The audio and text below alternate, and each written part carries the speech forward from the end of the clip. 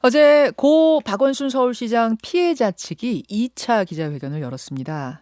새로운 증거를 공개하진 않았고요. 대신 두 가지의 새로운 주장을 했는데 하나는 그 당시에 피해 사실을 서울시 관계자 20명 정도에게 말했지만 몰라서 그랬을 것이다. 이뻐서 그랬겠지라는 식의 말만 들었다는 거고요. 또 한 가지는 경찰에 고소장을 제출하기 전날 서울중앙지검에 먼저 이 사실을 알렸다는 겁니다. 박원순 시장의 실명까지 거론을 하면서 서울중앙지검 여성아동조사부 부장검사한테 면담을 요청했는데 검토를 해보고 연락을 주겠다라고 해서 만나지 못했다는 겁니다. 그러면서 진상조사 필요성을 다시 한번 강조했죠. 그렇게 하면서 민관합동조사단, 서울시가 추진하고 있는 그 조사단에는 참여하지 못하겠다고 입장을 밝혔습니다. 그렇다면 앞으로 진상조사는 어떤 식으로 가능할 것인지까지 이분과 함께 얘기 나눠보죠. 피해자 측과 연대하고 있는 한국여성변호사회 회장이 연결돼 있습니다. 윤석희 회장님 안녕하세요. 네, 안녕하세요. 예, 네, 반갑습니다. 반갑습니다. 어제 두 가지 정도의 새로운 주장이 나왔는데 하나는 이제 사실 그동안 이제 의문이 이거였잖아요. 도대체 비밀리에 진행되던 고소 사실이 어떻게 박 시장 측에 그렇게 빨리 흘러 들어갔느냐 이거였는데 의혹을 하나 제기하셨어요. 이 부분에 대해서. 박원순 시장을 경찰에 고소하기 전날 서울중앙지검 여성아동조사부 부장검사한테 먼저 면담을 요청했다. 그런데 왜 불발이 된 거죠? 면담이? 글쎄, 이 부분에 대해서는 어제 중앙지검에서 입장을 밝힌 것이 있던데요. 그 부분에서는 고소장을 정식으로 제출하지 않은 상태에서 면담이 적절하지 않았다라고 판단했기 때문에 면담 신청을 거절을 한 것이고, 그리고 그의 연장선에서 피해자 변호사 입장에서는 면담이 거절된 상태에서 네. 중앙지검에 고소장을 제출하기에는 적합하지 않다라고 판단해서 그 다음날 바로 서울지방경찰청에 문의를 하고 고소장을 제출한 것으로 봅니다. 왜냐하면 이 권력형 성폭력 범죄 특히 네. 범행한 서울시장에 대한 성추행 사실의 혐의점이 드러나거나 그에 따른 압수수색이 바로 실시돼야 할 필요성을 피해자 대리인이 인식을 했기 때문에 예. 유출이 될 가능성을 우려해서 예. 미리 이제 사전 면담도 했던 것 같고요. 신청을 했던 것 같은데 그런 부분이 이제 중앙지검에서의 그 입장과 같이 단지 절차상 부적합하다라고 판단했기 때문에 거절했다는 것이어서 이 부분은 추후에 아마도 그 사실 규명이 좀 더 돼야 될 부분이 아닌가 생각하고 있습니다. 어제 기자회견 후에 서울중앙지검에서 입장을 냈거든요. 해명을 보니까 이렇게 냈더라고요. 전화를 받은 서울중앙지검 검사는 절차에 맞지 않는다고 판단되어 검토를 해보고 다시 연락하겠다라고 했다. 그러니까 안 받겠다고 한 건 아니고 검토해보고 다시 연락했다고 하였고 같은 날 퇴근 무렵 김재련 변호사에게 다시 전화를 하여 사전 면담은 어려우니 절차에 따라 고소장을 접수하도록 안내하였다. 이렇게 얘기를 했더라고요. 네네. 그러니까 오지 말라고 한 적은 없다. 절차를 밟아라. 뭐 이런 해명인 것 같아요.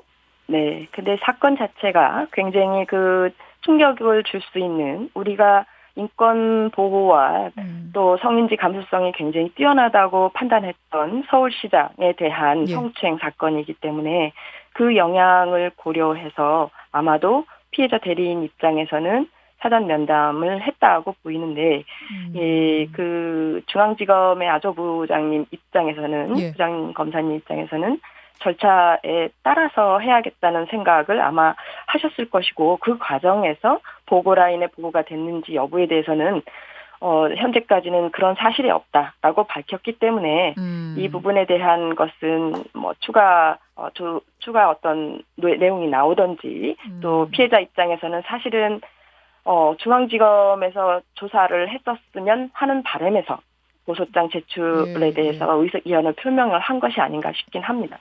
그러면 서울중앙지검의 말은 내가 이제 이 소식을 듣고 박원순 시장이란 이름을 확실히 얘기했다는 거죠. 피해자 측에서는. 그 대상이 박원순 시장이라고. 네네. 기자회견에서 말씀을 하시더라고요. 서울중앙지검 검사는 이렇게 얘기를 해요. 그러니까 뭐 박원순 시장이든 누구든 간에 하여튼 절차를 밟아야 되기 때문에 절차를 밟고 오시라고 얘기를 한 거지 안 받겠다는 얘기는 아니었다라는 건데 피해자 측 얘기는 다른 사람도 아니고 박원순 시장이었으면 이것이 바로 어디로 새나가지 않도록 바로바로 좀 처리를 해줬어야 되지 않겠느냐 지금 이 문제 제기를 하고 혹시 여기서 그러면 어디로 흘러간 것 아니냐 이런 의문도 가지고 계시는 거예요?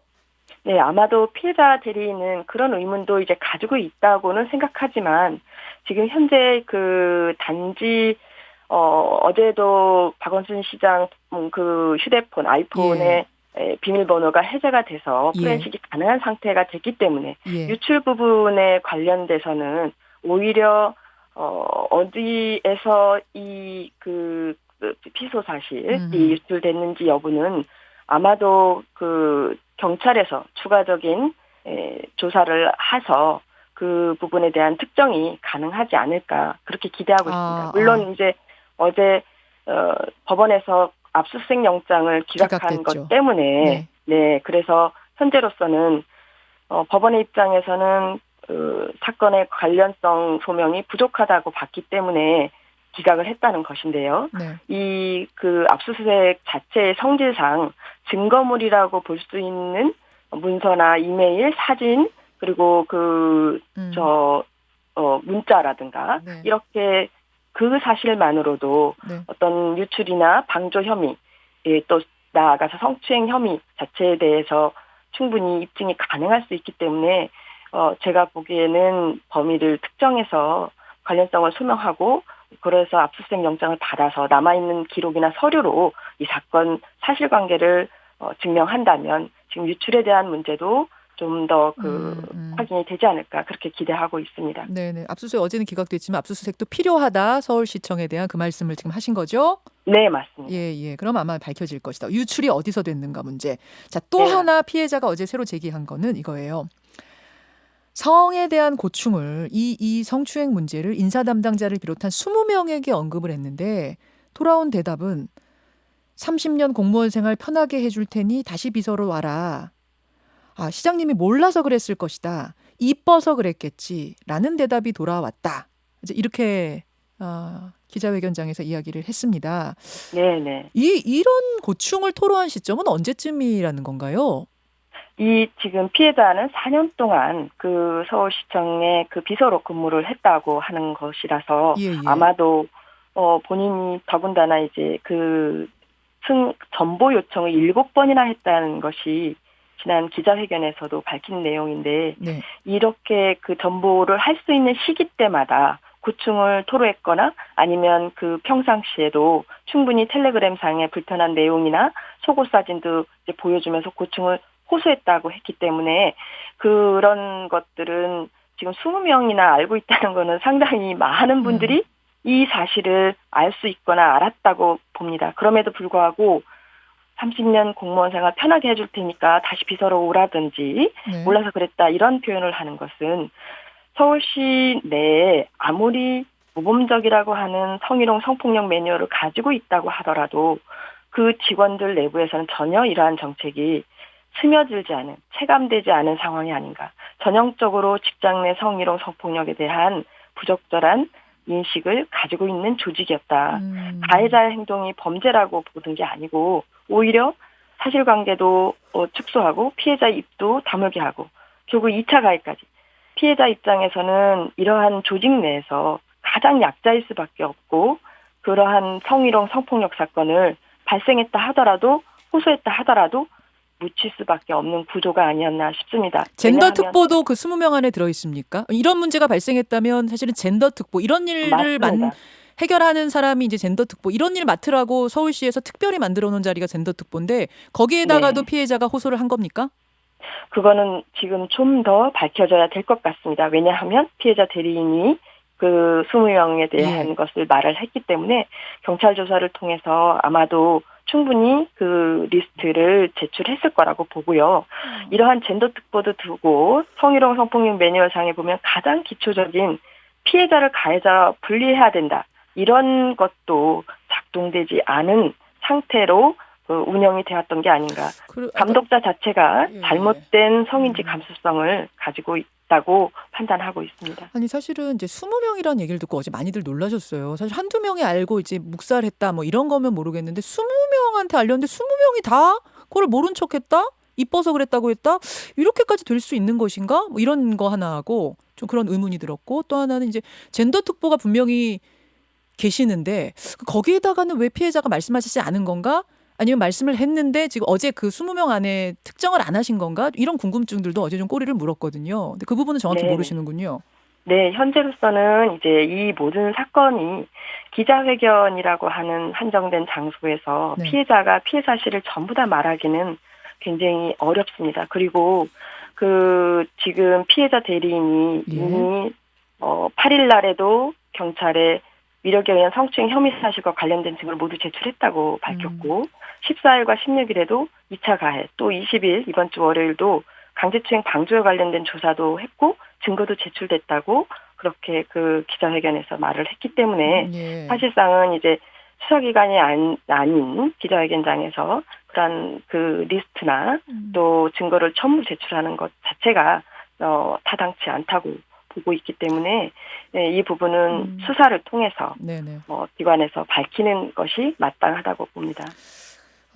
어제 기자회견 후에 뭐 여론도 다 이제 살피셨을 텐데 그 기사 밑에 달린 댓글들 뭐 이런 것들 보면 응원도 상당히 많습니다만 못지않게 문제 제기들도 좀 있었어요. 보셨지요, 회장님? 네, 네. 네. 상대방이 그러니까 박원순 시장이 사망한 상황이기 때문에 방어가 불가능하고 따라서 무엇보다 네. 증거가 중요한데 증거들을 좀 시원하게 공개하시면 어떻겠느냐? 이런 의견이 상당히 많이 달리더라고요. 저도 어제 확인해 보니까 어떻습니까? 물론 이제 이 사건이 이미 이제 한쪽 당사자가 고인이 됐기 때문에 예. 사실에 대한 의혹을 많이 제기하고 있다고 생각을 합니다.